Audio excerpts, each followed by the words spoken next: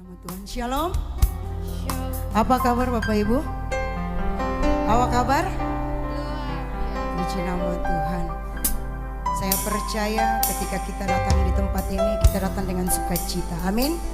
Karena kita punya satu tujuan untuk menyenangkan hati Tuhan. Oleh sebab itu, mari kita siapkan hati dan pikiran kita. Kita menyiapkan diri kita untuk kita mau masuk di dalam hadirat Tuhan. Kita mau bersyukur kepada Tuhan karena Tuhan terlalu baik. Amin. Jangan kita sia-siakan kesempatan saat ini yang Tuhan anugerahkan bagi kita. Kita boleh ada sebagaimana kita ada di pagi hari ini. Semua karena anugerah Tuhan. Haleluya. Kami bersyukur Tuhan untuk kebaikan dan kemurahan-Mu. Kau Allah yang dahsyat, Engkau Allah yang luar biasa. Bapa yang memberkati setiap kehidupan kami. Terima kasih Tuhan untuk kasih setia-Mu. Terima kasih Tuhan untuk berkat-Mu yang berlimpah-limpah dalam kehidupan kami. Terima kasih untuk kesehatan hingga kami ada sampai dengan detik ini. Kami mau menyenangkan hati Tuhan. Kami mau memuji memuliakan nama Tuhan. Kami ingin menyembah Tuhan dalam roh dan kebenaran. Oleh sebab itu Tuhan urapi kami pribadi lepas pribadi. Jemaat yang sudah hadir pada pagi hari ini, Tuhan tahu hati mereka. Tuhan tahu kerinduan mereka. Biarlah Tuhan jamah kami semua. Biarlah Tuhan memberkati kami semua. Sehingga ketika kami duduk, ketika kami berdiri, bahkan ketika kami pulang, berkat Tuhan, penyertaan Tuhan sempurna bagi kami. Haleluya. Terima kasih Tuhan. Kaulah yang dahsyat, Kaulah yang luar biasa. Kami hanya ingin dekat kepadamu ya Tuhan. Kami rindu Tuhan. Kami rindu untuk memuliakan nama Tuhan. Ya Yesus, terima kasih Bapak.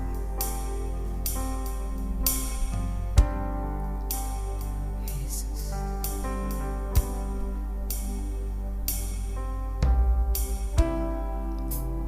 Dekat padamu itu rinduku.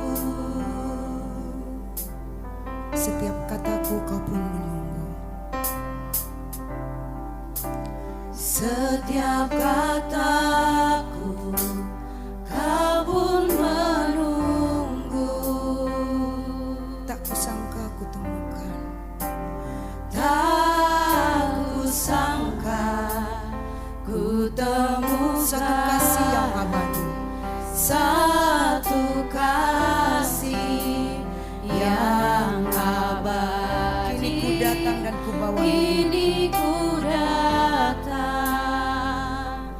dan ku bawa hidupku.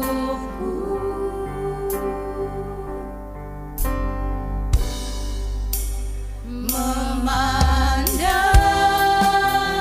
wajah-Mu, mengikuti kebaikan, mengejar hadir-Mu, mengejar hadir-Mu di dalam hidupku, dalam hidupku, membawa sembahku, membawa sembahku, menyatakan kebesaran-Mu, menyatakan kebesaran, mengejar hadir-Mu di dalam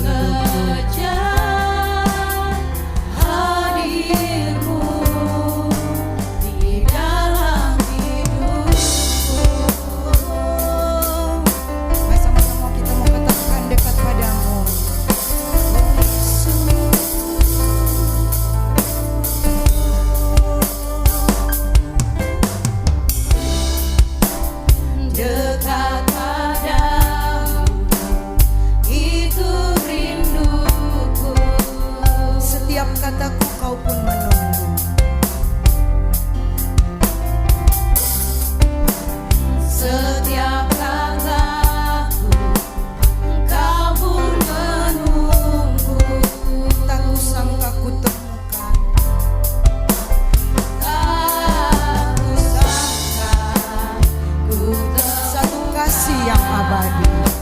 Satu kasih yang abadi. Kini ku datang dan ku bawa Kini ku datang dan ku bawa hidupku, memandang wajahmu, memandang wajahmu, mengikuti kebaikan.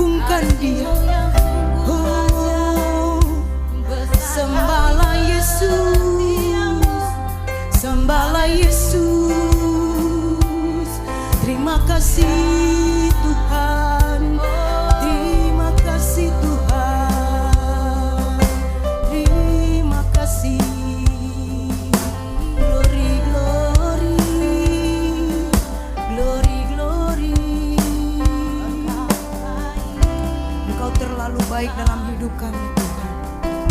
Engkau Allah yang dahsyat, Engkau Allah yang luar biasa, Bapa yang kekal dan kudus, Allah yang memberkati setiap kami yang hadir pada saat ini, Allah yang memberkati setiap kami yang menyembah, Allah memberkati setiap kami yang memuji Tuhan, menyenangkan hati-Mu ya Bapa. Terima kasih ya Tuhan, terima kasih. Muliaan bagi Tuhan di tempat maha tinggi. Engkau Raja diagungkan dan dipuji.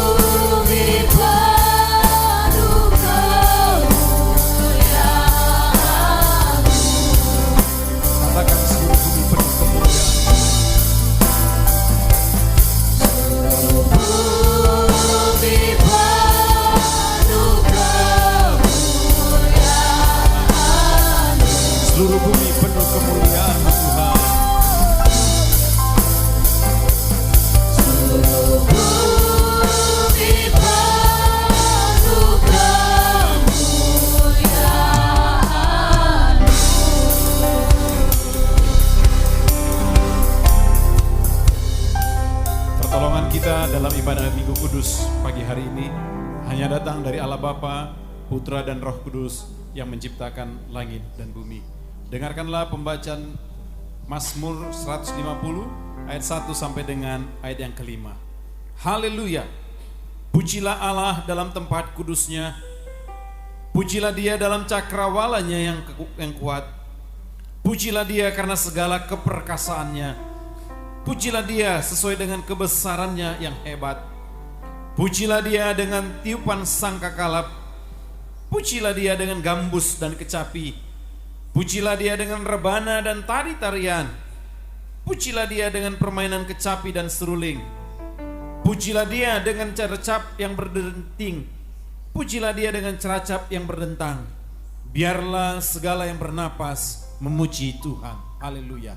Mari tutup mata dan kita bersatu dalam doa. Bapa, kami sangat mengucap syukur buat pagi hari ini. Seperti firman-Mu dari Mazmur berkata, biarlah segala yang bernafas memuji-muji-Mu Tuhan. Dan kami yang Tuhan masih beri nafas hidup sampai pagi hari ini, kami pun mau memuji-muji nama-Mu. Karena kebaikan-Mu, karena anugerah-Mu, karena kasih setia-Mu, karena pemeliharaan-Mu, semua yang ada, kami mengucap syukur untuk kebaikan Tuhan yang sudah terjadi dalam kehidupan kami. Terima kasih Bapa yang baik. Karena itu Bapa, sebelum lebih lanjut kami masuk dalam ibadah kudus minggu pagi ini, kami datang dengan kerendahan hati. Karena tidak ada yang tersembunyi di hadapan-Mu. Engkau tahu, bahkan sampai kedalaman hati kami Engkau tahu. Oleh karena itu Bapa, ampuni kami atas segala dosa, pelanggaran kami, kekeliruan kami, pelanggaran kami yang tidak berkenan di hadapan-Mu. Mungkin sepanjang minggu ini ada banyak hal yang kami kerjakan yang tidak sesuai dengan firman Tuhan. Ada banyak hal yang mungkin kami lakukan yang menyakiti hati-Mu. Oleh karena itu Bapa, ampuni kami, kuduskan kami, sehingga pagi hari ini kami balik kembali layak di hadapan-Mu dan kami kudus di hadapan-Mu. Sehingga ibadah kami bukanlah ibadah yang sia-sia, tetapi ibadah yang mendatangkan berkat Tuhan dalam setiap kehidupan kami. Amin. Terima kasih Bapa. Karena itu kami serahkan jalannya ibadah ini hanya ke dalam tangan-Mu. Biarlah Tuhan hadir di tengah-tengah kami. Roh Kudus menguasai hati dan hidup kami senantiasa. Kami serahkan setiap pemimpin-pemimpin pelayan-Mu pada pagi hari ini. Mulai dari singers, WL Tuhan, pemain musik yang menjalankan LCD, yang mengatur sound system, guru-guru yang mengajar anak-anak sekolah minggu dan pra-remaja, yang menaikkan doa syafaat. Terlebih lagi hamba-Mu yang akan menyampaikan kebenaran firman Allah. Biarlah urapi mereka secara khusus Tuhan, sehingga ketika mereka berdiri melayani, sungguh-sungguh hadirat Tuhan menguasai kami sepenuhnya. Terima kasih Bapa. Kami juga berdoa buat jemaat-Mu yang belum tiba di tempat ini. Kalau mereka dalam perjalanan, sertai mereka Tuhan, sehingga tiba di tempat ini dengan selamat dan tidak kurang suatu apapun juga. Tapi kalau mereka berhalangan hadir karena satu lain hal yang mereka harus kerjakan, biarlah berkat Tuhan juga menyertai mereka. Tapi doa kami Tuhan untuk jemaat-Mu yang bermalas-malasan, yang melalaikan ibadah, biarlah Engkau Tuhan tegur mereka dengan kasih-Mu, sehingga di jam-jam ibadah kami ke depan nanti mereka boleh ada bersama-sama kami di tempat ini. Kami juga tetap berdoa buat jemaat-Mu yang mungkin tidak hadir karena mengalami kelemahan tubuh, sakit penyakit. Biarlah Tuhan jamah pulihkan mereka, apapun sakit penyakit mereka. Kami dari tempat ini satukan hati, minta kesembuhan terjadi dalam nama Tuhan Yesus Kristus. Kami percaya jemaat Tuhan yang mengalami sakit penyakit sudah disembuhkan dengan sempurna. Terima kasih Bapa. Kami juga tidak lupa memberkati tetangga kami kiri kanan muka belakang, sungai tiram kami di tempat ini Tuhan Yesus. Biarlah berkat Tuhan juga menyertai mereka. Dan biarlah ketika pujian yang kami naikkan mereka dengar, hati mereka meluap-luap dengan sukacita dari surgawi. Dan ketika firman-Mu ditaburkan, mereka juga mendapatkan roh pertobatan. Sehingga satu hari kelak mereka juga boleh ada di tempat ini bersama-sama dengan kami memuji, memuliakan nama Tuhan. Terima kasih Bapa, terpuji-pujilah Engkau selama-lamanya. Inilah doa kami dan ucapan syukur kami kepada-Mu Bapa yang baik.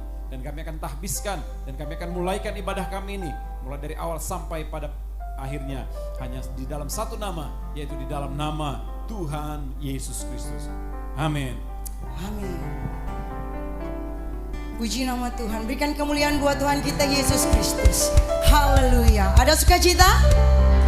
Ada sukacita? Kurang kencang, ada sukacita? Biarlah segala yang bernafas memuji Tuhan. Amin. Biarlah segala yang bernafas memuji Tuhan. Amin. Segala puji syukur hanya bagi-Mu Tuhan.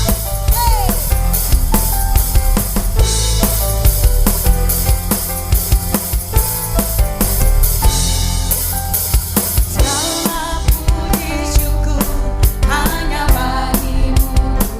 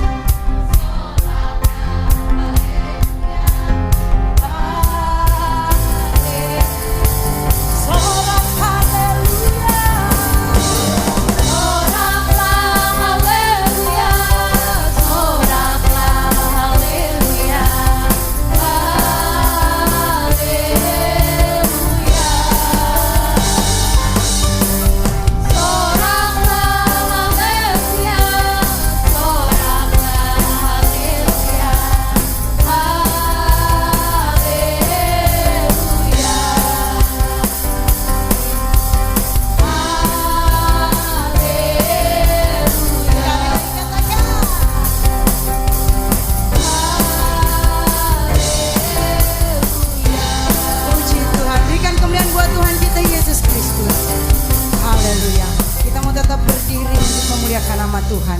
Jangan lelah bekerja di ladangnya Tuhan. Amin. Amin. Puji Tuhan. Hey. Oh, oh, oh, oh, oh. Yeah. Hey. Mari dengan sukacita Allah kita mau katakan di hadapan Tuhan. Jangan lelah bekerja di ladangnya Tuhan. Jangan lelah bekerja di ladangnya Tuhan. Roh Kudus yang beri kekuatan, yang mengajar dan menopang. Tiada lelah bekerja bersama Tuhan, yang selalu mencukupkan akan segalanya. Jangan lelah bekerja di ladangnya Tuhan. Jangan lelah bekerja di ladangnya Tuhan. Jangan lelah. Roh Kudus yang beri kekuatan, yang mengajar dan menopang. Tiada lelah. Tiada lelah bekerja bersamamu Tuhan, yang selalu mencukupkan akan segalanya. Gerakan kami di depan. Siap katakan. Katakan tanah bergelombang, timbulah tanah yang berubah, menjadi siap dibangun di atas dasar iman. Katakan tanah bergelombang, timbulah tanah yang berubah, menjadi siap dibangun di atas dasar iman. Sekali lagi. Katakan jangan lelah. Jangan lelah. Bekerja di ladangnya Tuhan, Roh Kudus yang beri kekuatan, yang mengajar dan menopang. Tiada lelah bekerja bersamamu Tuhan, Amin. yang selalu mencukupkan akan Sama-sama kita segalanya. pakai gerakannya. Katakan tanah bergelombang, timbulah tanah yang berubah, menjadi siap dibangun di atas dasar iman. Katakan tanah bergelombang, timbulah tanah yang berubah, menjadi siap dibangun di atas dasar Sekali lagi iman. katakan. Ratakan tanah. Katakan tanah bergelombang, timbulah tanah yang berubah, menjadi siap dibangun di atas dasar iman. Katakan tanah bergelombang, timbulah tanah yang berubah, menjadi siap dibangun di atas dasar iman. Menjadi siap dibangun, menjadi siap dibangun, menjadi siap dibangun di atas dasar iman. Haleluya. Berikan kemuliaan buat Tuhan kita Yesus Kristus. Puji nama Tuhan. Silakan duduk jemaat GKTI yang luar biasa. Dahsyat. Puji nama Tuhan. Kita sudah menyembah Tuhan. Kita sudah memuji. Kita sudah bersorak-sorai bagi Tuhan. Saatnya saya berikan kesempatan kepada Bapak Ibu yang penuh dengan senyum dan sukacita Allah, yang mau bersaksi menceritakan akan kebaikan Tuhan bagi kita pada saat ini. Saya persilahkan. Mas Yudi, Belum dulu. Nanti sebelum ibu-ibu atau bapak-bapak yang lain yang maju, saya ada lihat yang baru pulang dari kampung nih. Yang baru balik dari kampung. Saya cari-cari. Ternyata sudah datang dengan selamat. Puji Tuhan. Silakan Bapak Ale menceritakan kebaikan Tuhan selama berada di kampung. Haleluya. Mari sama Mama Ale mau bernyanyi juga nggak apa-apa.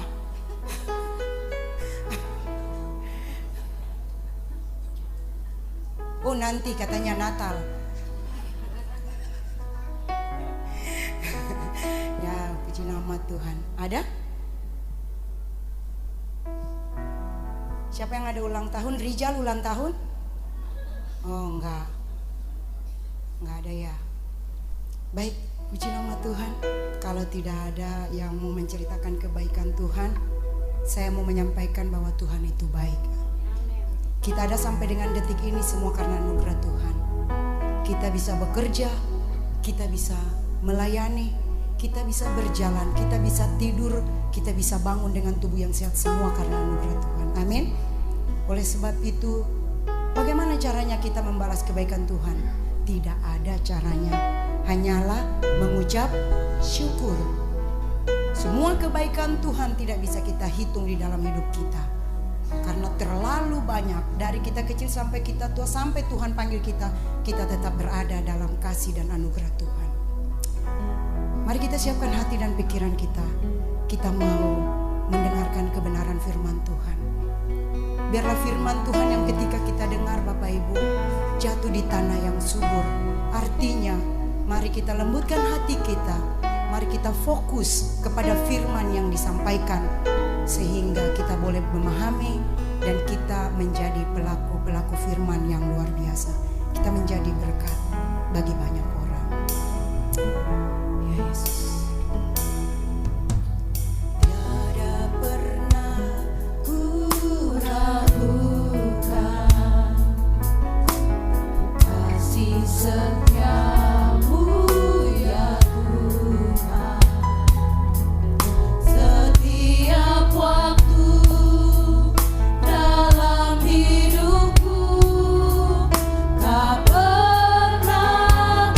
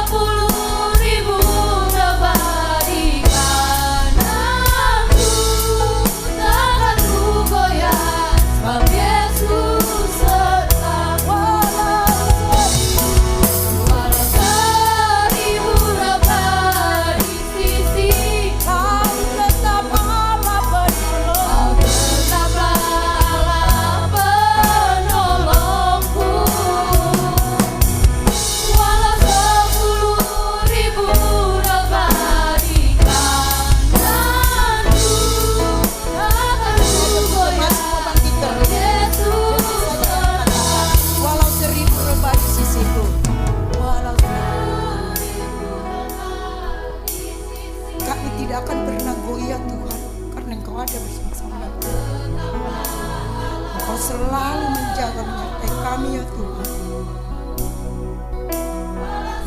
Kami tidak takut Bapa. Kami punya Allah yang dahsyat. Kami punya Allah yang luar biasa. Yesus. Katakan lagi. Walau 1000 rabah di sisi. Benar ya Tuhan.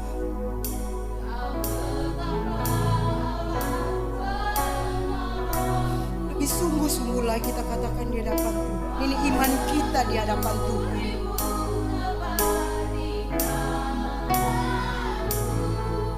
Takkan ku goyah sebab Yesus Walau 1000 rabah di sisi, katakan kami tidak bergoyah. Kau tetaplah Kau tetap menjaga kami.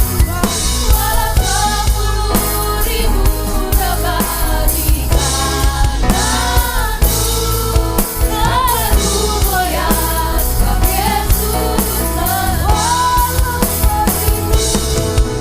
walau 1000 rabah di sisiku, kau tetaplah penolongku. Walau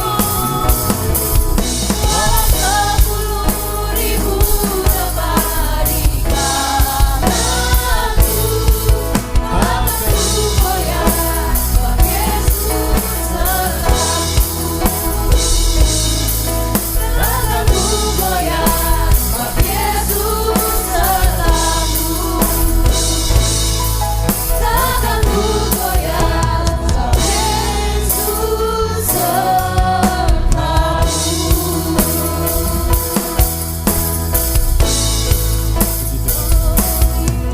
Yesus Mari jemaat Tuhan kita menopang anak-anak kita ini di dalam doa-doa kita dan kita sehati sepakat mendukung mereka dalam doa. Bapa yang baik, di hari Minggu Kudus ini tetap kami serahkan anak-anak kami, sekolah minggu dan praremaja ke dalam tangan-Mu Bapa.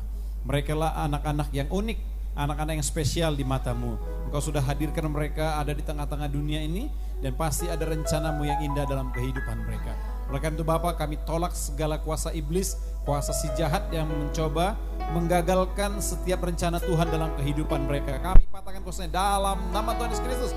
Tapi biarlah perlindungan penyertaan Tuhan, pemeliharaan Tuhan ada bagi anak-anak kami ini mulai dari sekarang sampai selama-lamanya. Dan kami minta biarlah Engkau urapi anak-anak kami ini dengan kuasa Roh Kudus. Dalam nama Tuhan Yesus Kristus, urapi mereka Tuhan Yesus. Beri mereka hikmat-Mu, beri mereka kepintaran, kecerdasan, 10 kali lebih pintar dari anak-anak yang tidak mengenal akan Tuhan. Karena itu Bapak kami serahkan, persembahkan anak-anak kami ke dalam tangan-Mu. Sekali lagi Bapak kami minta dalam nama Tuhan Yesus Kristus, biarlah Engkau urapi mereka, sertai mereka, kuasai mereka dengan sepenuhnya. Sehingga apa yang menjadi kehendak-Mu dan apa yang menjadi rencana-Mu terjadi dalam kehidupan mereka. Dalam nama Tuhan Yesus Kristus, kami percaya Engkau sudah memberikan sesuatu yang spesial dalam kehidupan anak-anak kami ini. Oleh karena itu Bapak, tolonglah anak-anak kami ini sehingga mereka boleh bertumbuh dan berkembang dengan baik sesuai dengan rencana-Mu. Kami minta dalam nama Tuhan Yesus Kristus, sekali lagi penyertaan-Mu ada dalam kehidupan anak-anak kami di dalam nama Tuhan Yesus Kristus. Dalam nama Tuhan Yesus Kristus kami patahkan sekali lagi segala kuasa iblis yang mencoba merusak rencana Tuhan, gambar Allah dalam kehidupan mereka. Kami tolak kuasanya dalam nama Tuhan Yesus Kristus. Terima kasih Bapak. Kami percaya anak-anak kami inilah nanti menjadi penerus-penerus gereja-Mu. Mereka akan menjadi saksi-saksi-Mu. Mereka akan menjadi pemimpin-pemimpin yang berpengaruh kelak. Dan kami minta dan biarlah mereka menjadi berkat bagi banyak orang kelak ya Tuhan Yesus. Terima kasih Bapak yang baik. Sekali lagi kami persembahkan anak-anak sekolah minggu kami ini ke hadapan-Mu Bapak. Mereka adalah milik-Mu Bapak yang baik. Karena itu peliharalah mereka dengan kasih setia-Mu. Orang tua mereka, biarlah Tuhan berkati usaha pekerjaan mereka. Apa yang mereka kerjakan dengan tangan mereka, biarlah Tuhan buat berhasil dan dibuat beruntung oleh Tuhan senantiasa. Pemeliharaan-Mu ada bagi mereka senantiasa. Terima kasih Bapa, terpujilah Tuhan Yesus untuk selama-lamanya. Dan sebentar kami akan buka hati kami untuk ditaburi oleh kebenaran firman Tuhan. Kami percaya Firman-Mu itu yang akan memberi kekuatan kepada kami, Firman-Mu yang akan membebaskan kami, dan Firman-Mu yang mampu mengubahkan setiap kehidupan kami. Karena itu Bapa, berfirmanlah Engkau pada pagi hari ini, dan kami anak-anak-Mu siap untuk mendengarkannya. Dan urapi secara khusus hamba-Mu, Bapak Evangelis Wahyu, yang akan menyampaikan kebenaran firman Tuhan pagi hari ini. Urapi dia hamba-Mu secara khusus Tuhan, pakai seluruh kehidupannya, urapi dia perkataannya, apapun yang keluar merupakan firman Allah yang mampu memberkati kami semuanya. Kami patahkan segala kuasa iblis yang mencoba mencuri firman-Mu dari hati kami tolak kuasanya dalam nama Tuhan Yesus Kristus. Tapi kami mau membuka hati kami dengan selebar-lebarnya untuk ditaburi akan kebenaran firman Tuhan. Terpujilah Engkau Bapa untuk selama-lamanya. Ini doa kami dan ucapan syukur kami, dan kami siap untuk mendengar dan belajar akan kebenaran firman Tuhan. Di dalam nama Tuhan Yesus Kristus kami berdoa. Amin. Saya serahkan kepada Bapak Evangelis Wahyu untuk menyampaikan firman Tuhan.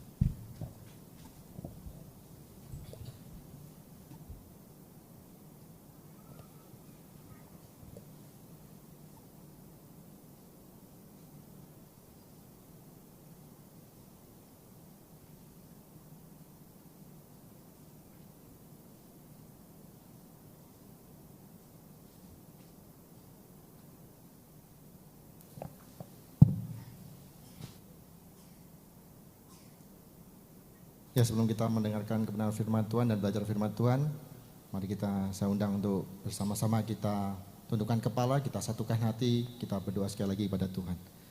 Tuhan, hamba bersyukur padamu Bapa buat kesempatan yang indah ini. Engkau masih memberikan kesempatan buat hamba Yesus, buat jemaat yang ada di tempat ini. Kami boleh memuji Tuhan, memuliakan Tuhan, mengagungkan Engkau Tuhan. Sebagai ucapan syukur kami. Tuhan, kami mau serahkan Tuhan setiap jalannya kebenaran firman-Mu yang akan kami pelajari bersama-sama Tuhan. Biarlah Tuhan mengampuni hamba, kuduskan hamba, Tuhan layakkan hamba untuk menjadi alat-Mu dalam kebenaran firman-Mu Tuhan. Sehingga kuasa daripadamu Tuhan, nikmatnya daripadamu turun atas kehidupan hamba. Sehingga firman ini Tuhan boleh kami aplikasikan di dalam kehidupan kami yang mendengarkan Tuhan. Sehingga kami boleh bertumbuh dan semakin berbuah di dalam Tuhan. Sehingga banyak orang boleh menikmati akan kebaikan Tuhan melalui setiap kehidupan kami. Terima kasih Tuhan, kami serahkan jalannya kebenaran firman-Mu ini dari awal, pertengahan hingga akhir di dalam nama Tuhan kami yang hidup. Haleluya, amin. Salam. Ya, sekali lagi salam Bapak Ibu. Ya, puji nama Tuhan, jikalau pada pagi hari ini saya masih diberikan kesempatan untuk mengambil bagian di dalam kebenaran firman Tuhan. Saya ucapkan terima kasih kepada Bapak Gembala di tempat ini dan para pengurus atau hamba-hamba Tuhan di tempat ini yang masih mempercayakan saya untuk menyampaikan kebenaran firman Tuhan. Bapak Ibu yang terkasih di dalam nama Tuhan Yesus Kristus, kita akan belajar bersama-sama akan kebenaran firman Tuhan yang dimana saya sudah mempersiapkannya di dalam Yeremia 29.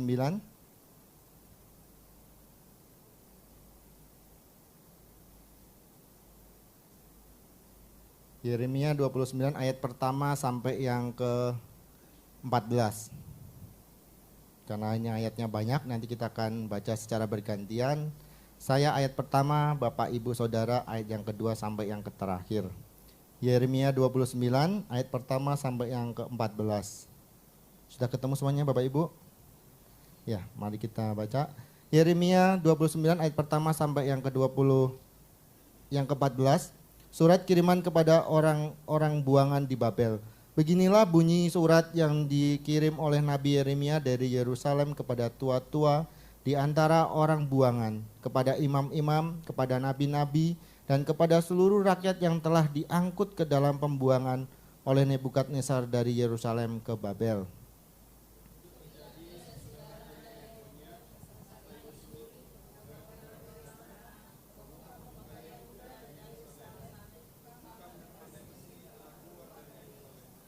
Surat itu dikirim dengan perantaraan Elasa bin Safan dan Gemaria bin Hilkia yang diutus oleh Sedekia, Raja Yehuda, ke Babel kepada Nebukadnezar, Raja Babel. Bunyinya,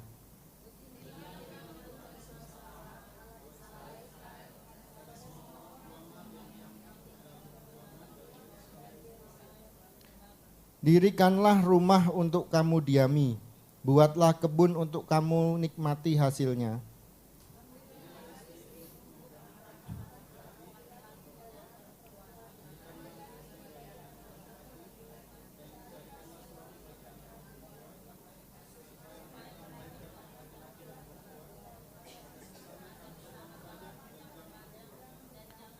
Usahakanlah kesejahteraan kota kemana kamu akan aku buang, dan berdoalah untuk kota itu kepada Tuhan, sebab kesejahteraannya adalah kesejahteraanmu.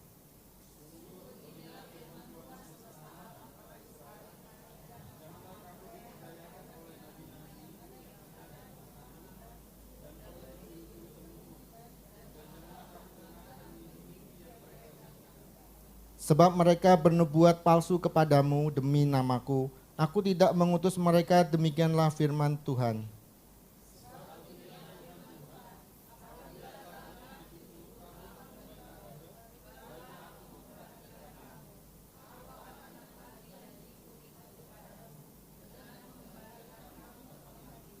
Sebab aku ini mengetahui rancangan-rancangan apa yang ada padaku mengenai kamu.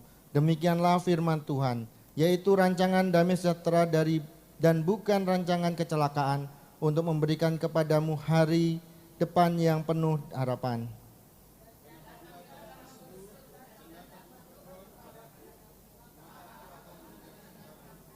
Apabila kamu mencari aku, kamu akan menemukan aku. Apabila kamu menanyakan aku dengan segenap hati,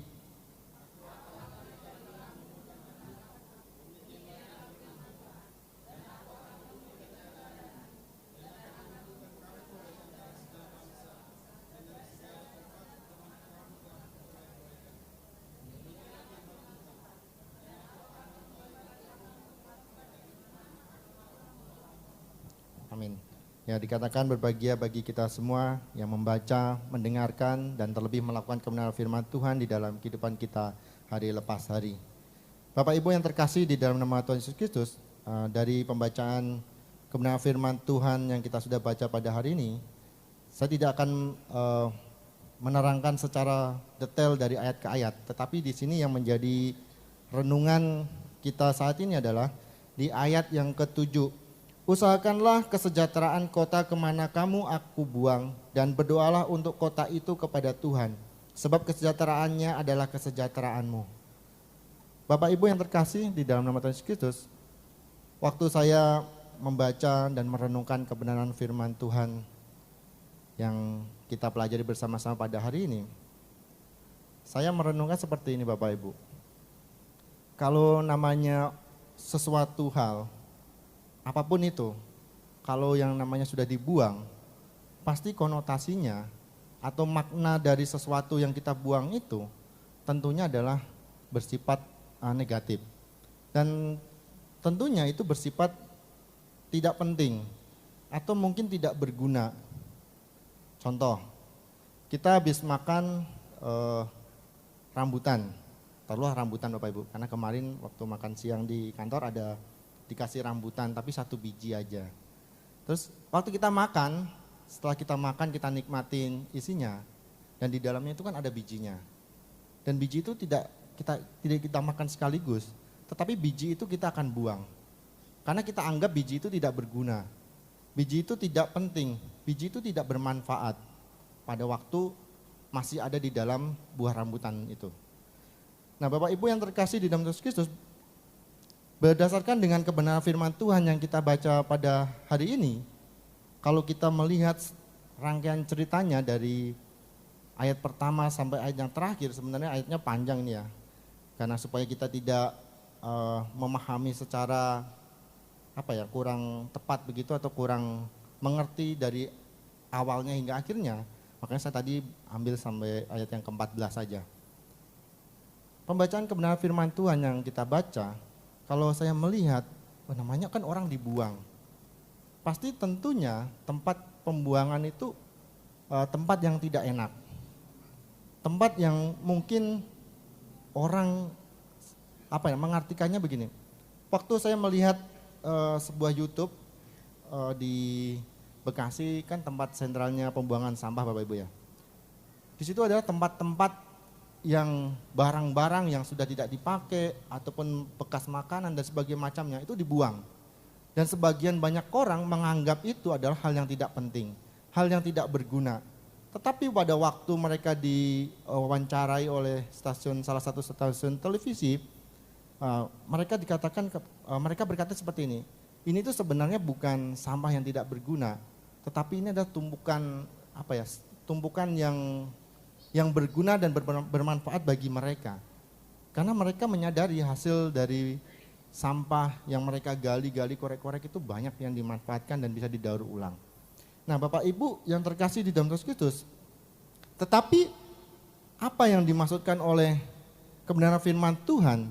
Apa yang dimaksudkan Tuhan untuk bangsa Israel?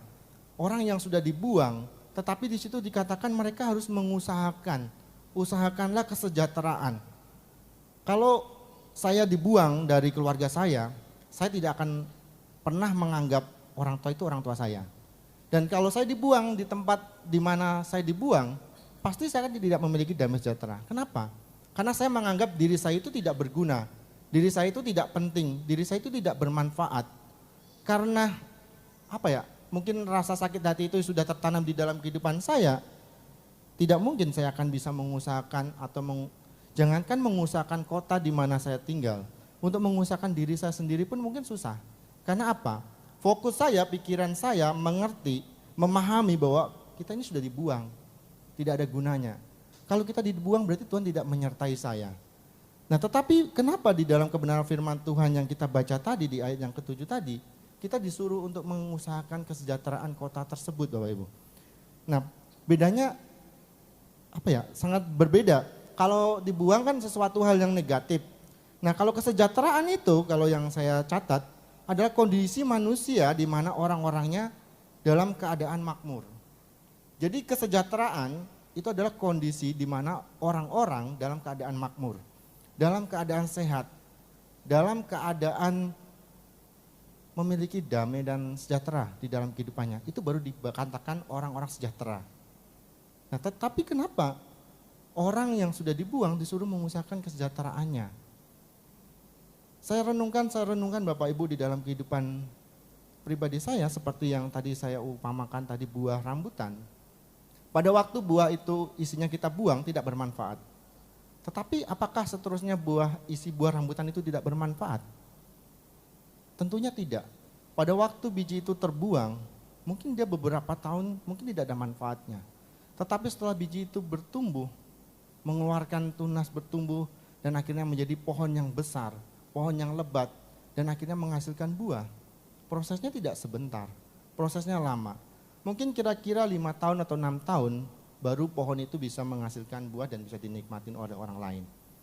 Nah, Bapak Ibu yang terkasih di dalam nama Yesus Kristus, contoh dari buah rambutan tadi, mengartikan di dalam arti ayat kebenaran firman Tuhan ini bahwa waktu kita dibuang di tempat yang tidak kita senangi, yang kondisinya mungkin tidak kita harapkan, tetapi kita disuruh mengusahakan kesejahteraan di dalam kota tersebut, itu sangat berbanding atau bertolak belakang dari logika manusia, Bapak Ibu ya. Dan di sini dimanapun kita, kalau kita membawa kesejahteraan, kalau kita ini hidup, tinggal, dan kita merasa dibuang, tetapi kita masih mengusahakan kesejahteraan itu di dalam kehidupan kita, jangankan di dalam kehidupan kita, di kota yang kita diamin, maka kesejahteraan itu juga akan kita rasakan di dalam kehidupan kita. Nah, dalam Yeremia 29 ayat yang ke-7 terdapat, kalau sini saya mencatat itu ada 2 peranan orang percaya dalam menyejahterakan kota atau daerah di mana dia tinggali, atau sesuai dengan kebenaran firman Tuhan yang kita baca pada pagi hari ini. Kita melihat kota Babel ini adalah kota kafir, Bapak Ibu. Jadi orang percaya dibuang ke kota kafir, dan membuang yang sesuai dengan kebenaran firman Tuhan ini, bahwa di situ dikatakan bahwa Tuhan sendiri mengutus Nabi Yeremia mengirimkan surat kepada orang Israel yang ada di Babel. Berarti kalau kita umpamakan kan, atau kita memahaminya kan, berarti Tuhan yang membuang saya ke tempat ini, begitu ya Bapak Ibu. Tetapi apa makna dari yang Tuhan nyatakan di dalam kehidupan orang Israel ini? Saya mencatat ada 2 peranan penting di dalam kebenaran firman Tuhan yang kita baca. Yang pertama, mengusahakan kesejahteraan kota. Perikop ini menjelaskan tentang surat Nabi Yeremia kepada para buangan Yahudi yang tertawan pada tahun kurang lebih itu 597 sebelum Masehi. Dan mungkin ditulis setelah setahun atau 2 tahun bangsa Israel ini nyampe di Babel. Jadi ditulisnya itu setelah setahun atau kurang lebih itu 2 tahun baru ditulis surat ini dan dikirimkan kepada tua-tua Israel. Nabi-nabi yang ada di Babel ini, karena posisi si Yeremia ini ada di Yerusalem. Jadi surat ini dikirimkan kepada tua-tua, kepada nabi-nabi, kepada umat Israel yang ada di pembuangan atau di Babel. Dan pada umumnya surat ini menekankan tentang pesan Tuhan kepada bangsa Israel melalui Nabi Yeremia. Jadi pesan atau surat yang dikirimkan oleh Yeremia kepada bangsa Israel ini, itu di situ menekankan atau tentang pesan Tuhan. Karena dia mencatat ini tidak asal keinginan dia saja. Dia menulis surat karena kemauan si Nabi Yeremia ini, tidak. Tetapi ini adalah apa yang menjadi kehendak Tuhan untuk umat Israel atau bangsa Israel yang ada di pembuangan. Jadi Nabi Yeremia ini disuruh catat surat ini. Kirim ke bangsa Israel yang ada di pembuangan atau ada di kerajaan Babel. Nah berikutnya, dalam ayat 7a, usahakanlah kesejahteraan kota kemana kamu aku buang. Aku buang, di situ bukan yang buang itu bukan Yeremia, tetapi Tuhan. Karena di situ hurufnya besar ya, aku buang. Kata usahakan adalah sebuah kata kerja perintah secara sederhana. Kerja perintah adalah sebuah kata yang memperintahkan seseorang melakukan sesuatu. Jadi kata usahakan itu adalah kata kerja perintah Bapak Ibu. Jadi kita disuruh mengusahakan, disuruh melakukan sesuatu supaya kota itu sejahtera. Nah seperti yang di awal saya bilang, kalau kita sudah dibuang di tempat, apalagi tempatnya kurang bagus, kurang enak, tempatnya mungkin tidak mengenal Tuhan, bagaimana kita akan mengusahakan tempat itu menjadi sejahtera? Yang terjadi apa? Yang terjadi kebanyakan orang waktu kita mengalami situasi seperti itu tidak gampang. Tetapi situasi itu adalah situasi yang sangat sulit, sangat membuat hati orang itu gelisah, membuat orang itu bisa putus asa, membuat orang itu merasa dirinya itu tidak ada harapan, merasa dirinya itu buntu, tidak ada jalan keluar, merasa kalau dia di tempat itu ya sudah ngikutin aja, ngikutin arusnya aja. Nah Bapak Ibu yang terkasih di dalam nama Tuhan Yesus Kristus, di sini firman Tuhan mengatakan usahakanlah. Berarti usahakan itu berarti ada kerja, ada cara untuk mencari, ada cara untuk mengusahakan, ada cara untuk mendapatkan kesejahteraan itu. Karena kesejahteraan itu tidak bisa kita dapat secara cuma-cuma. Hari Jumat kemarin Bapak Ibu ya, sedikit ilustrasinya seperti ini. Tapi bukan ilustrasi yang saya karang ya, tapi ini benar-benar saya alami. Hari Jumat kemarin kebetulan yang punya perusahaan di tempat saya bekerja ini, karena setiap hari itu datangnya itu 7:30, kita masuknya 7:30. Berarti kan dia datangnya kecepatan, karena dia 7:30 datang. Sedangkan kantor buka 8:30. Jadi setiap pagi dia yang buka pintu. Setiap pagi dia yang buka pintu. Dan waktu dia buka pintu, karyawannya ada yang telat 5 menit, 10 menit. Terus masih barang masih pada belum dikirim dan sebagainya macam. Terus pengirimannya agak lambat.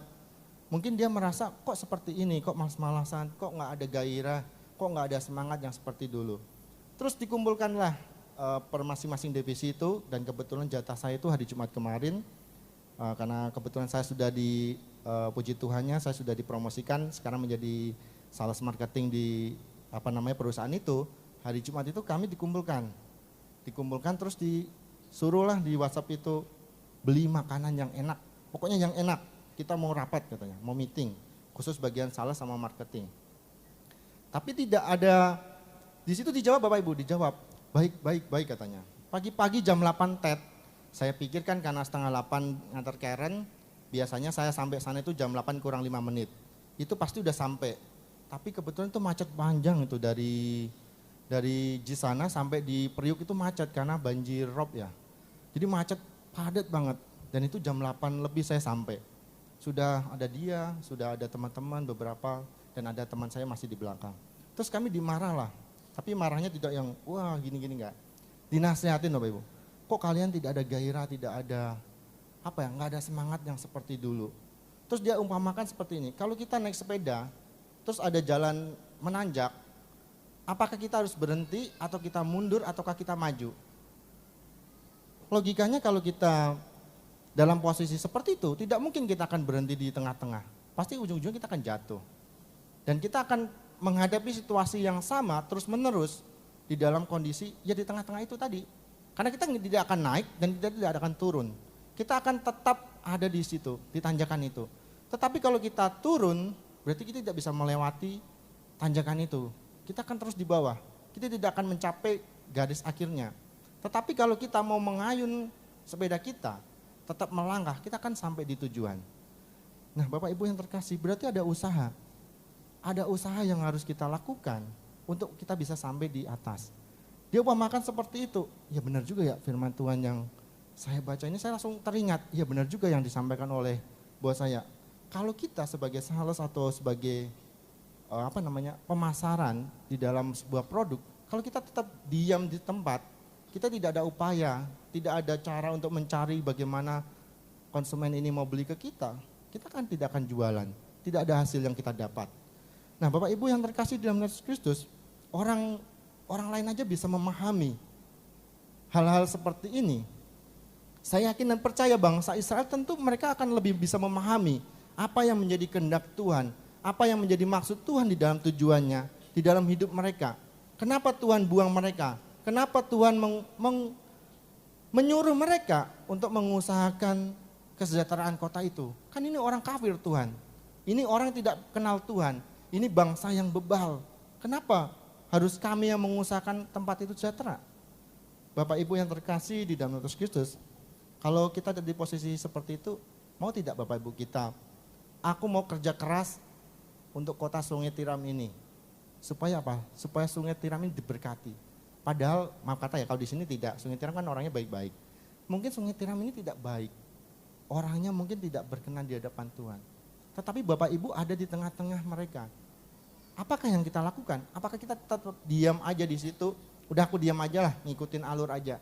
Orang Sungai Tiram mau berbuat seperti ini, biarin saja. Saya tidak mau jalan, saya tidak mau mundur. Atau apakah Bapak Ibu mengambil keputusan, saya mundur aja lah, saya mau tinggalkan Sungai Tiram. Biarin Sungai Tiram itu seperti itu. Atau apakah kita tetap memiliki, oh ya Tuhan, saya mau mengusahakan. Saya mau berjalan bersama Tuhan. Supaya apa? Kota Sungai Tiram ini menjadi sejahtera. Nah, Bapak Ibu yang terkasih di dalam nama Tuhan Yesus Kristus, di dalam Daniel 1 ayat yang ke-5 sampai ke-6, contoh di dalam kebenaran firman Tuhan, bahwa orang-orang yang mengerti akan firman Tuhan, mengerti apa yang menjadi rencana Tuhan di dalam hidupnya, seperti Daniel dan teman-temannya. Pada waktu dia ada di Babel, mereka juga mengalami hal yang sama. Mereka harus dididik, mereka harus mempelajari, mereka harus mengerti tata cara untuk menyajikan, menyiapkan apa yang menjadi kebutuhan raja. Itu selama kurang lebih 3 tahun Bapak Ibu. Mereka ada di situ. Kalau Bapak Ibu bisa baca nanti, atau mungkin bisa ditampilkan Daniel 1 ayat yang ke-5 sampai yang ke-6. Kita akan baca secara bersama-sama. Daniel 1 ayat yang ke-5 sampai yang ke-6. Daniel. Baik, kita akan baca secara bersama-sama Bapak Ibu. Daniel 1 ayat yang ke-5 sampai yang ke-6. 1, 2, 3. Dan raja menetapkan bagi mereka pelabur setiap hari dari santapan raja dan dari anggur yang biasa diminumnya. Mereka harus dididik selama 3 tahun dan sesudah itu mereka harus bekerja pada raja. Di antara mereka itu ada juga beberapa orang Yehuda, yakni Daniel, Hanaya, Misael, dan Asaria. Nah, di situ dikatakan bahwa mereka harus dididik selama 3 tahun. Pendidikan selama 3 tahun kalau saya dulu kuliah, itu kurang lebih 3-4 tahun ya. Itu rasanya itu sungguh membosankan Bapak Ibu. Padahal itu untuk kepentingan saya secara pribadi, tidak untuk kepentingan orang lain. Kalau saya pintar, saya bekerja di tempat yang bagus, yang untung siapa? Saya sendiri, saya secara pribadi. Kalau saya belajar waktu itu karena kebetulan kita sekolah teologi, berarti belajarnya tentang kebenaran firman Tuhan. Apakah tidak ada untungnya? Tentu saja ada untungnya di dalam kehidupan saya secara pribadi. Pada waktu itu mereka disuruh belajar, mereka dididik selama 3 tahun untuk melayani raja. Tetapi bisa nggak si Daniel dan teman-teman ini waktu mereka menjadi penasihat raja, bisa nggak mereka seenak dia? Contoh seperti ini. Mungkin ada keputusan-keputusan yang harus diambil oleh Raja Nebukadnezar pada waktu itu mengenai keputusan taruhlah pembagian sembako. Raja ini membagikan sembako, karena mungkin kebutuhan rakyatnya lagi butuh. Tetapi bisa nggak si Daniel ini menyarankan kepada raja, tidak usah raja, nggak usah dikasih. Rajanya tanya, kenapa nggak usah dikasih? Nanti kalau dikasih takutnya bulan depan ada musim kelaparan atau musim apa, nggak usah dikasih. Bisa nggak seperti itu? Mungkin bisa aja dia pengaruhi hal-hal yang buruk kepada raja itu waktu dia menjadi penasihat raja. Tetapi apa yang dilakukan oleh Daniel? Daniel mengerti betul bahwa apa yang menjadi tujuan hidupnya, apa yang menjadi perintah Tuhan di dalam hidupnya, dia mengerti betul. Makanya dia menasihatkan raja sebisa mungkin, sebaik mungkin. Raja dinasihatkan dengan hal-hal yang baik. Supaya apa? Pada waktu raja ini melakukan hal yang baik, kota itu akan sejahtera. Di saat kota itu sejahtera, apakah Daniel nggak ikut sejahtera? Pertanyaannya, apakah cuma Daniel sama raja yang sejahtera? Pasti kesejahteraan itu akan dirasakan oleh semua rakyat yang ada di tempat itu. Inilah maksud tujuan Tuhan, maksud rencana Tuhan bagi bangsa Israel di tempat pembuangan atau di kerajaan Babel. Mereka disuruh Tuhan untuk mencari, mengusahakan sebisa mereka. Makanya di situ dikatakan Bapak Ibu di ayat yang sebelumnya, kita lihat Bapak Ibu. Di ayat sebelumnya, di ayat yang keempat. Beginilah firman Tuhan semesta alam, Allah Israel kepada semua orang buangan yang diangkut ke dalam pembuangan dari Yerusalem ke Babel. Dirikanlah rumah untuk kamu diami, buatlah kebun untuk kamu nikmati hasilnya. Ambillah istri untuk memperanakan anak laki-laki dan perempuan. Ambilkanlah istri bagi anakmu laki-laki dan carikanlah suami bagi anakmu perempuan. Supaya mereka melahirkan anak laki-laki dan perempuan agar di sana kamu bertambah banyak dan jangan berkurang. Ini kalau kita memahami secara logika manusia ini sangat aneh Bapak Ibu. Kita dibuang, kita dijajah di tempat yang tidak kita inginkan. Tetapi kenapa firman Tuhan berkata kok kita disuruh di situ beranak cucu. Kita suruh kalau yang perempuan ya disuruh menikah, yang laki-laki suruh menikah. Terus kita disuruh bekerja di tempat itu, membuat kebun-kebun. Harusnya kan ngapain kita lama-lama di situ Tuhan? Bisa nggak dia memberontak ke Yeremia? Bisa. Kenapa? Kita kan dijajah. Kita kan dalam pembuangan. Kita ada di tengah-tengah orang yang tidak kenal Tuhan. Ngapain malah kita buat ladang? Ngapain malah kita bercocok tanam di tempat ini? Harusnya secara logika manusia nggak perlu. Tinggalkan aja tempat itu. Nah Bapak Ibu yang terkasih di dalam nama Tuhan Yesus Kristus. Tidak hanya di dalam kehidupan berbangsa dan bernegara. Di dalam kehidupan kita secara pribadi, baik yang sudah berkeluarga maupun belum. Kalau kita ingin sejahtera di dalam kehidupan kita, kita harus mengusahakannya. Di sini dikatakan bahwa penderitaan yang mereka alami, tempat kejadian, situasi yang mereka alami adalah situasi yang buruk. Tetapi mereka kenapa? Firman Tuhan ini menyuruh mereka untuk mereka menghasilkan sesuatu di tempat itu. Kalau keluarga kita saat ini, atau kehidupan kita saat ini mungkin mengalami situasi seperti ini. Situasinya sangat buruk, situasinya sangat kacau, situasinya sangat tidak menentu. Katanya tahun 2023 kan situasinya kacau, tidak menentu. Perekonomian anjlok dan sebagainya macamnya. Tetapi kemarin hari Jumat itu kami juga lihat pameran konstruksi yang ada di J-Expo. Itu mereka sudah mulai pameran-pameran. Jadi kalau perusahaan-perusahaan itu sudah mulai adakan pameran, kemungkinan itu berarti perekonomian itu tetap masih jalan. Karena apa? Pembisnis-pembisnis ini tidak mungkin melakukan pameran kalau tidak ada yang mau beli atau tidak ada yang mau memakai jasa mereka untuk kebutuhan mereka. Dan tahun 2023 kalau bos saya kemarin bilang katanya proyek IKN juga jalan. Makanya kita terus semangat cari pelanggan yang banyak. Jangan sampai kita ketinggalan proyek besar yang ada di Kalimantan Timur. Kita harus cepat semangat, optimis. Datangin, kunjungin. Perlu apa bilang. Sampai segitunya Bapak Ibu. Nah bagaimana di dalam kehidupan keluarga kita? Kalau kita mengalami situasi sulit seperti bangsa Israel yang mereka alami. Apakah kita mundur?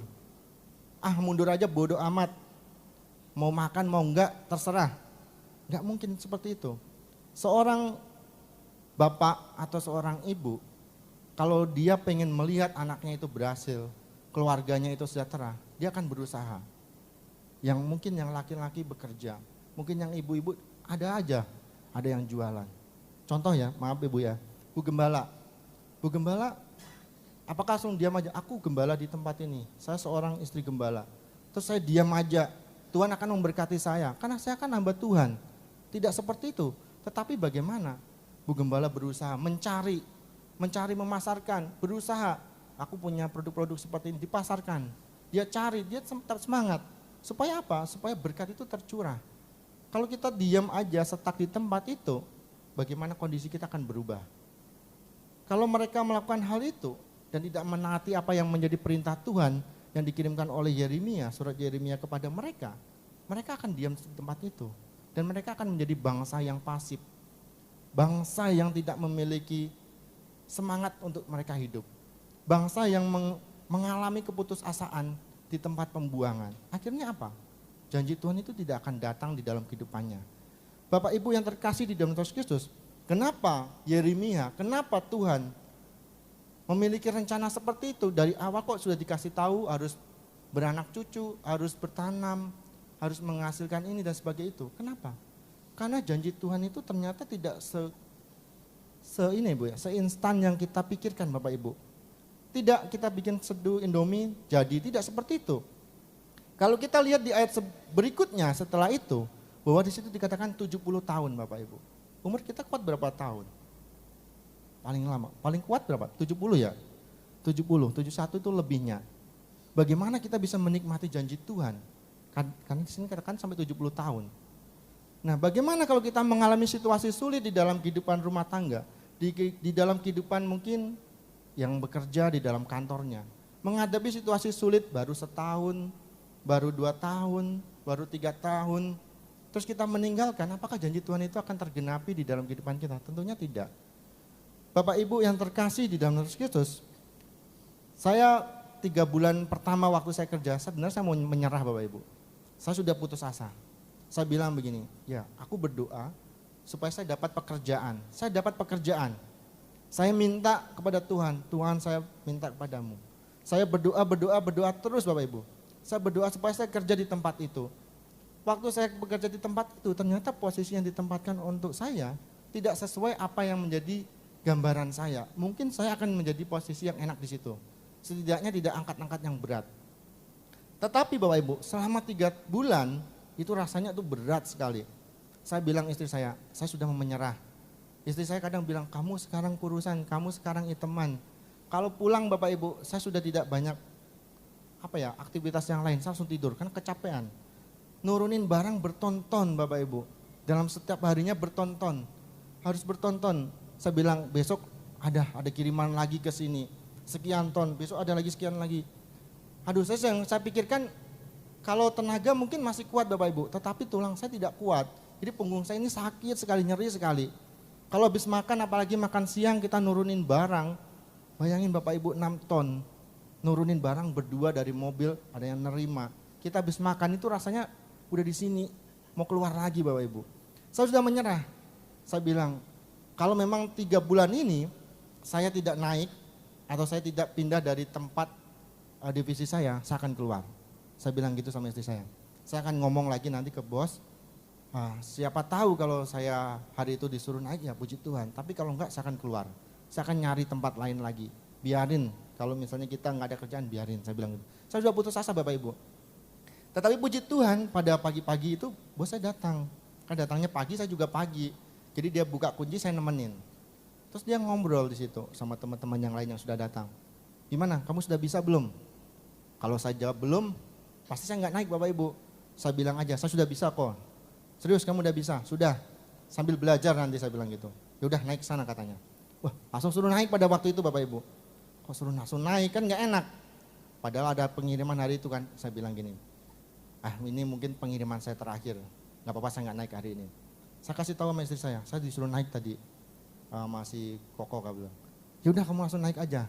Enggak, besok aja saya tunggu. Biar saya terakhir pengiriman. Setelah itu saya langsung ngomong Bapak Ibu besoknya. Enggak mau tunggu-tunggu lama-lama lagi. Takutnya dia lupa. Nanti saya masih dibawa terus kan. Cepat-cepat saya ngomong. Kok kemarin katanya saya suruh naik ya. Kamu udah bisa? Udah kok. Ya udah kamu belajar. Saya cerita Bapak Ibu. Sebenarnya saya udah gak kuat kok. Kenapa? Tulang saya sudah rasa putus saya bilang. Karena kan harus bertonton Bapak Ibu. Terus dibilang, yaudah hari ini juga kamu naik. Terus nanti di bawah gimana kok? udah itu bukan urusan kamu, nanti ada yang ngurus katanya. Nah puji Tuhan Bapak Ibu, waktu itu juga saya naik. Dan puji Tuhannya setelah saya naik, ada karyawan baru lagi 2, dan kemarin butuh lagi 1. Tapi kemarin juga udah dapat 4 orang yang sudah interview. Ternyata cari pekerjaan itu susah Bapak Ibu. Banyak orang di sana sini membutuhkan pekerjaan. Banyak perusahaan-perusahaan yang saat ini mengurangi karyawannya. Kalau kita lihat di internet itu banyak karyawannya di PHK. Mau segi apapun banyak yang di PHK. Tetapi apakah kita sebagai orang percaya menghadapi situasi yang seperti ini? Kita akan mundur. Kita akan terus berharap pada Tuhan bahwa janji Tuhan itu akan digenapi di dalam kehidupan kita. Amin Bapak Ibu ya. Nah berikutnya, peranan kedua dalam mengatasi situasi sulit atau dalam pembacaan kebenaran firman Tuhan yang kita sudah baca tadi di ayat yang ke-7, yang kedua adalah berdoa kepada Tuhan untuk kesejahteraan kota. Bagaimana kita bisa berdoa? Bagaimana kita bisa minta kepada Tuhan menyampaikan apa yang menjadi keluh kesah kita kalau kita tidak ada usaha. Jadi usaha pertama itu penting. Usaha mencari itu penting. Supaya apa? Supaya kota itu sejahtera. Usaha itu penting. Supaya apa? Supaya keluarga kita sejahtera. Usaha itu penting. Mencari itu penting. Supaya apa? Supaya hidup kita secara pribadi itu ada kesejahteraan. Jangan memikirkan orang lain dulu. Jangan berpikir ini nanti orang lain yang akan nikmatin. Ini nanti orang lain yang akan menuai hasilnya. Jangan berpikir seperti itu. Kalau bangsa Israel pada waktu itu berpikir seperti itu, mereka akan terus mengalami situasi sulit. Tetapi kalau mereka mau mengerti apa yang menjadi kehendak Tuhan di dalam hidupnya, mereka mau mencari, mengusahakan, kalau kota itu sejahtera, kita juga akan menikmati kesejahteraan itu Bapak Ibu. Nah yang kedua adalah berdoa. Berdoa adalah kata kerja perintah, sama juga kata kerja pemerintah, perintah. Yang memiliki arti membuat permohonan menaikkan doa syafaat. Dan melalui Yeremia Allah memberi perintah kepada bangsa Israel agar menaikkan permohonan atau menaikkan doa syafaatnya kepada Allah untuk kesejahteraan kota Babel. Kalau tadi Daniel menjadi penasehat, dia harus memberikan nasihat-nasihat yang bagus kepada raja supaya raja tidak berbalik melakukan hal-hal yang tidak berkenan di hadapan Tuhan. Di sini juga Daniel juga berperan Bapak Ibu ternyata. Daniel berperan di dalam kehidupannya, dia tidak pernah meninggalkan Tuhan. Dia tahu ada di tengah-tengah bangsa yang kafir, bangsa yang tidak mengenal Tuhan, bangsa yang menyembah berhala, bangsa yang menyembah dewa-dewa, bangsa yang memiliki nabi-nabi palsu banyak. Tetapi di sini si Daniel tidak pernah di dalam hidupnya meninggalkan Tuhan sedetik pun. Bapak Ibu bisa lihat di dalam Daniel 6 ayat yang ke-10 kalau nggak salah tadi. Daniel 6 ayat yang ke-10. Sebab itu Raja Darius membuat surat perintah dengan larangan itu. Demi didengar Daniel bahwa surat perintah itu telah dibuat, pergilah ia ke rumahnya. Dalam kamar atasnya ada tingkap-tingkap yang terbuka ke arah Yerusalem. 3 kali sehari ia berlutut berdoa serta memuji Allahnya seperti yang biasa dilakukannya. Jadi ini adalah hal yang sangat luar biasa yang dilakukan oleh Daniel, di mana dia memberikan contoh teladan iman yang kuat, iman yang teguh di dalam Tuhan, di dalam menghadapi situasi sulit atau situasi buruk di dalam kehidupan pribadi lepas pribadi. Bapak Ibu yang terkasih di dalam Kristus, kenapa? Saya juga sebenarnya berpikir kemarin Bapak Ibu, semalam saya berpikirnya seperti ini. Kok setiap saya bawa firman Tuhan, secara tidak langsung itu kebetulan itu firman itu bersangkutan dengan tentang doa. Kalau nggak salah firman saya sebelumnya di minggu yang sebelum ini, waktu saya mengambil bagian di dalam firman Tuhan, itu tentang doa juga. Waktu Musa, bangsa itu berperang itu, kan Musa berdoa itu. Kenapa? Saya juga, jangan-jangan Tuhan ini teguran buat saya juga. Memang saya berdoa itu tidak pernah, ini Bapak Ibu ya, tidak pernah meninggalkan gitu. Jadi pagi saya berdoa, nanti siang waktu sampai di kerjaan saya berdoa, malam mau tidur saya berdoa. Saya berdoa rajin sekali gitu, rajin kalau untuk berdoa. Tapi untuk yang lain mungkin saya kurang. Mungkin ditegur oleh Tuhan. Ini loh, kamu tidak hanya berdoa saja, tapi hal yang lain perlu dilakukan. Karena apa? Dasar dari kehidupan orang percaya itu ada doa. Saya memahami betul, saya sampai saat ini banyak situasi sulit yang saya alami. Saya kuat menghadapi semua ini bukan karena saya hebat Bapak Ibu. Bukan gaji saya tinggi banyak, saya bisa cukup saya bisa melakukan ini itu, tetapi karena kuasa doa ini. Saya memahami di dalam kehidupan saya, ya benar Tuhan, karena doa yang saya lakukan, bukan saya wah ini Pak Wahyu so alim dan sebagainya, tidak. Karena doa yang saya lakukan, saya bisa menghadapi semua ini. Karena doa yang saya lakukan, bahwa saya tergerak hatinya. Mungkin kalau saya tidak berdoa, ya pasti kamu naik juga, tidak begitu juga Bapak Ibu. Jangan kita berpikir kamu hamba Tuhan, terus kamu akan diperlakukan orang enak. Jangan berpikir seperti itu. Jangan berpikir kita orang Kristen, terus orang menganggap kita itu dan memperlakukan kita itu baik. Jangan berpikir seperti itu. Semakin kita dilihat orang, kita membawa kebaikan, semakin kita membawa label kita, semakin kita membawa produk kita akan dilihat orang dan banyak orang akan menjatuhkan kita Bapak Ibu. Jadi doa itulah sumber kekuatan yang saya terima di dalam kehidupan saya. Dan saya yakin dan percaya Bapak Ibu juga mengalami hal itu. Nah Bapak Ibu yang terkasih dalam Yesus Kristus, pada waktu Raja Darius mengeluarkan larangan untuk orang-orang yang taat kepada Tuhan ini, supaya meninggalkan Tuhan, supaya mau menyembah dewa atau menyembah Darius, si Daniel ini tetap teguh di dalam imannya. Dia tetap mempertahankan imannya. Dia tidak goyang sedikit pun. Dia tidak takut kalau nanti dia dibunuh, dia disiksa dan sebagainya. Dia tidak pikir hal itu dulu. Waktu dia dengar ada larangan, dia lari Bapak Ibu. Dia lari ke rumah, dia naik ke atas. Mungkin kalau di sini mungkin di loteng atau mungkin di lantai 2 begitu. Dia berdoa. Dan di situ dikatakan bahwa dia berdoa 3 kali. Dia sujud, dia berlutut, dan dia melakukan puji-pujian. Pada akhirnya apa Bapak Ibu? Dia ketahuan. Pada waktu dia ketahuan, di situ kalau kita lihat cerita-cerita sekolah minggu, dia dimasukkan ke gua singa, dan banyak sekali hal yang dihadapi oleh Daniel. Tetapi dia tetap teguh, tetap berdoa. Di Daniel 10 didengar bahwa Daniel surat perintah itu telah dibuat, pergilah ia ke rumahnya dalam kamar atasnya dan ada tingkap-tingkap terbuka mengarah ke Yerusalem. 3 kali sehari ia berlutut, berdoa serta memuji Allahnya, seperti yang biasa dilakukannya. Meskipun di sini ada larangan Bapak Ibu, ada surat larangan, tetapi mereka mau berdoa. Di dalam bagian ini juga dengan terang dijelaskan bahwa permohonan doa itu dipanjatkan kepada Tuhan dan bukan kepada dewa-dewa. Jadi Daniel berdoa ini bukan kepada dewa-dewa, tetapi ditujukan kepada Tuhan Bapak Ibu. Dan yang disembah bukan dewa-dewa yang disembah oleh bangsa Babel, tetapi dia menaikkan doanya kepada Tuhan. Dan Tuhanlah yang memberikan sumber kesejahteraan. Manusia ini hanya bisa mengusahakan Bapak Ibu. Jadi kita harus memahami, manusia ini hanya bisa mengusahakan kesejahteraan. Hanya bisa mengusahakan. Tetapi yang memberi kesejahteraan itu adalah Tuhan sendiri. Jadi jangan berpikir, saya bisa sejahtera karena saya bekerja. Saya bisa sejahtera karena itu hasil usaha saya. Bukan, tetapi karena pemberian Tuhan. Kita hanya bisa melakukan, Tuhan yang memberikan kesejahteraan itu di dalam kehidupannya.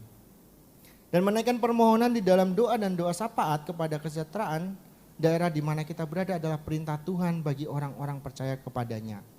Jadi itu adalah sebuah perintah Tuhan bagi orang-orang percaya kepada Tuhan. Supaya kita naikkan doa-doa kita, naikkan syafaat kita kepada Tuhan. Kalau di situ dikatakan tadi usahakanlah dan berdoalah bagi kota itu. Nah, yang saya paling suka nanti Bu di ayat terakhir, bagian terakhir di ayat 7 itu. Tetapi sebelum kita sampai di situ, pertanyaannya adalah, apakah kita sebagai orang percaya atau sebagai jemaat GKTI di tempat ini, kita sudah berdoa untuk kesejahteraan bangsa kita? Apakah kita sudah berdoa untuk kesejahteraan keluarga kita? Apakah kita sudah berdoa untuk kesejahteraan pekerjaan kita? Pertanyaannya ada di dalam kehidupan kita. Dan hanya kita sendiri yang bisa menjawab. Apakah kita sudah berdoa? Yang berikutnya, apakah kita sudah sungguh-sungguh berdoa? Kalau kita sudah berdoa, apakah doa kita itu sudah sungguh-sungguh atau belum? Kalau belum, pertanyaannya, jawabannya ada di kita juga. Dan berikutnya, kalau kita sudah sungguh-sungguh, apakah kita sudah percaya bahwa doa yang kita naikkan dengan sungguh-sungguh itu benar-benar akan dijawab Tuhan? Apakah kita percaya? Saya berdoa tiap hari, tapi saya lihat kok saya tidak mengalami perubahan? Kok perubahannya tidak langsung sebentar, sebulan, seminggu, setahun? Kok begini-begini aja? Terus kapan perubahannya? Tetapi saya setelah membaca kebenaran firman Tuhan ini, saya memahami Bapak Ibu, bahwa di situ dikatakan mereka 70 tahun menanti janji Tuhan. Kalau mereka mau berserah kepada Tuhan, mau mengusahakan kesejahteraan kota Babel, mau berdoa, mau berharap pada Tuhan, maka selama 70 tahun itu mereka akan dipulihkan. Nah, saya meyakini di dalam kehidupan saya, mungkin saat ini Tuhan belum jawab saya. Karena mungkin belum sampai apa yang menjadi ketentuan Tuhan. Saya tidak tahu apakah Tuhan mintanya saya itu setia harus sampai 10 tahun baru Tuhan pulihkan. Nah, pertanyaannya di dalam kehidupan kita pribadi lepas pribadi, apakah kita juga mengalami hal yang sama seperti itu? Kok Tuhan tidak jawab-jawab? Saya berdoa sudah berpuluh-puluh tahun Tuhan. Kok saya masih tetap seperti ini? Dengan kebenaran firman Tuhan ini bahwa janji Tuhan itu tidak langsung kita dapat dengan cara instan Bapak Ibu. Perlu waktunya Tuhan, bukan waktunya kita. Kalau waktunya saya pengennya Bapak Ibu, waktu saya berdoa Tuhan jawab. Saya berdoa Tuhan jawab. Saya mengalami situasi sulit, saya tidak mau Tuhan berlama-lama. Cukuplah setahun, cukuplah 2 tahun, itu maunya saya. Tetapi beda dengan apa yang menjadi rencana Tuhan di dalam kehidupan kita. Tuhan tahu Bapak Ibu, bukannya Tuhan tidak tahu. Apa yang menjadi kedalaman hidup kita Tuhan tahu. Apa yang menjadi pemikiran kita Tuhan tahu. Kemampuan kita sejauh mana Tuhan tahu. Disitulah kita sampai diuji ke titik akhirnya. Apakah kita tetap setia? Kalau di ayat dikatakan tadi 70 tahun. Kalau 70 tahun saya mungkin sudah tidak ada. Bagaimana janji Tuhan itu akan dikenapi? Ya mungkin anak saya akan menikmati Bapak Ibu.